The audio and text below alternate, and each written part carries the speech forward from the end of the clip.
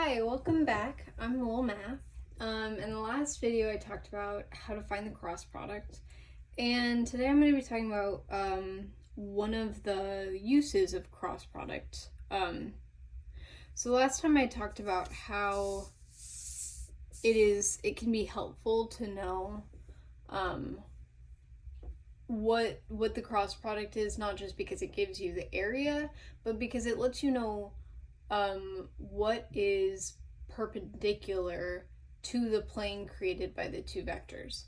And the reason why this is helpful is because you can use the perpendicular vector to tell if, say you're given 3 points and you want to know if another point is in the plane. You can use that to help you figure out if it's in the plane, right? Because if you have one vector and you know it's perpendicular to the plane, then you can see if it's perpendicular to another vector that includes that point, then the point lies within the plane. So I'm gonna I kind of word dumps there, but I'm going to try and kind of show you more visually. So let's say we have points, let's see, R, yeah, I'll do R.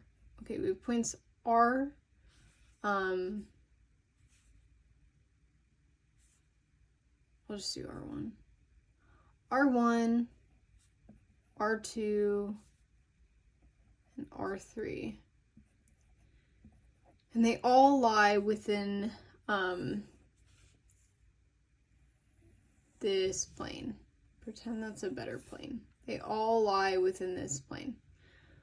And you want to know if this point, I'm just going to say P, also lies within that plane.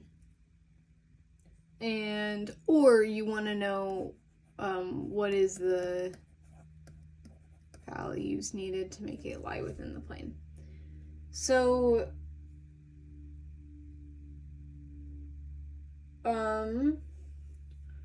first, okay, what do we know? Well,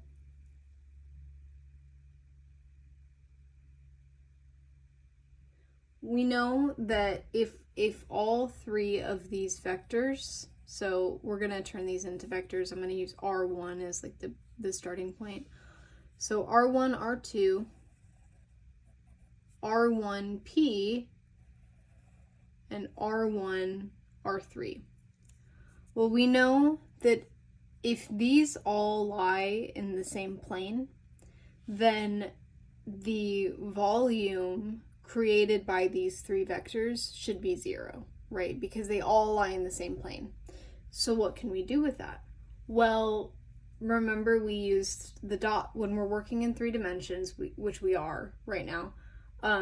Even though it doesn't look like it because it's on a flat piece of paper, we are.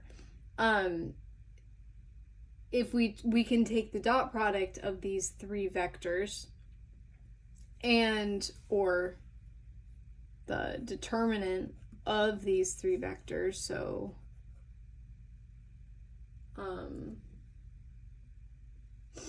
R1, R2, R1P, and R1, R3. And if we were to take that, if that point lies in the plane, because we're assuming it's given R1, R2, and R3 lie in the plane. If P lies in the plane, then this should equal 0, because all 3 of those vectors are on the same plane. Therefore, there won't be 3 dimensions, so it can't have a volume other than 0. But there's another way to find this using cross product. And that is if this point P is on the plane, then remember, so if we have 2 vectors in 3 dimensions, if we take the cross product, we can find a vector that is perpendicular to the plane created by those, or perpendicular to the parallelogram, or also the plane on which those points lie, or on which those two vectors lie. And if that point, if this point, so we're gonna, the cross product of R1, R2, and R1, R3 should give us a vector that is perpendicular to this plane. So it is perpendicular to this plane. And if P lies, so if it's perpendicular to the plane, it's perpendicular to, say, R1, R2, then if we took the dot product of R1 and R2, we should get 0, right? Because I said that was a test for orthogonality. If they are perpendicular, or if two vectors are perpendicular, their dot product will be 0. Well, so we can do the same for R1P. If it lies on the plane, it should also give you a dot product of 0 with n. So to write that out, like if it's on the plane, then R1P with this normal vector should give you 0. If it's not 0, it's not on the plane, because they're not perpendicular. And so, and as I said, remember how we find this vector that is perpendicular to the plane is you take the cross product of these known vectors, right? We know R1, R2 is on the plane. We know that. We know R1, R3 is on the plane. And we can take the cross product of that, because again, that looks similar to the problems we did in the last video, what we learned about in the last video. And the resultant vector that you get will be perpendicular to the plane. So that's how you get that normal vector. That's why I did it n. Will be perpendicular to the plane. And so again, that's how you find that n that you can then use to do the dot product. And so because we know this equals this, we can substitute this in actually for the normal vector, so that you don't have to do it, or so that you can do it all in one. So another way of writing this is this, the vector formed by that point that we don't know if it's on the plane. If it is on the plane, then that times, or not times, the dot product of that with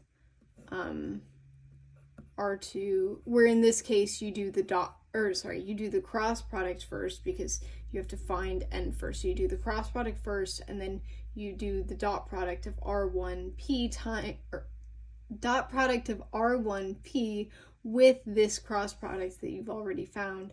This should equal 0. And if it does, then you know that it is on the plane. And so yeah, and if it's not equal to 0, then obviously that point that you don't know about is not on the plane. So that is just an application of how the cross product can be used to find other things, and how being able to find that vector that's perpendicular to the plane on which two vectors lie can be really helpful for finding other things. So yeah, thanks for watching. Hopefully that was helpful.